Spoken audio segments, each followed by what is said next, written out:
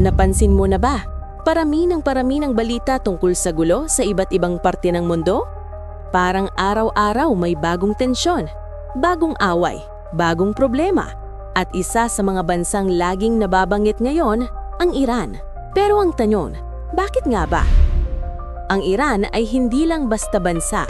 Ito ay isa sa mga pinakaimportanteng lugar sa Middle East. Matagal na itong may tensyon sa ibang malalakas na bansa at hindi lang ito simpleng away. Mas malalim pa dito ang dahilan. Isa sa mga dahilan ng tensyon ay ang usapin tungkol sa nuclear weapons.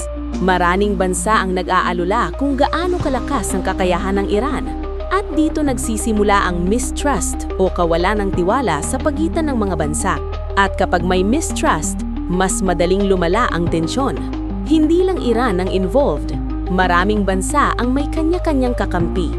Kapag may kakampi ang isang bansa, mas nagiging komplikado ang sitwasyon. Parang domino effect.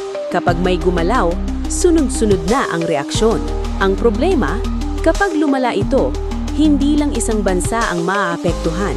Pwedeng tumaas ang presyo ng langis at pagkain. At mararamdaman ito kahit sa Pilipinas. Kaya kahit malayo ang Iran, konektado pa rin tayo sa nangyayari doon. Sa panahon ngayon, isang mundo na lang ang turing natin. At ang problema ng isa, maaaring maging problema ng lahat.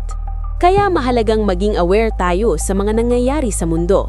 Hindi para matakot, kundi para maintindihan at para maging handa sa anumang mangyari. Sa isang mundong konektado, ang bawat pangyayari ay may epekto sa ating lahat. Kaya manatiling mulat at sundan ang Alam Mo Ba PH para sa mas marami pang kaalaman.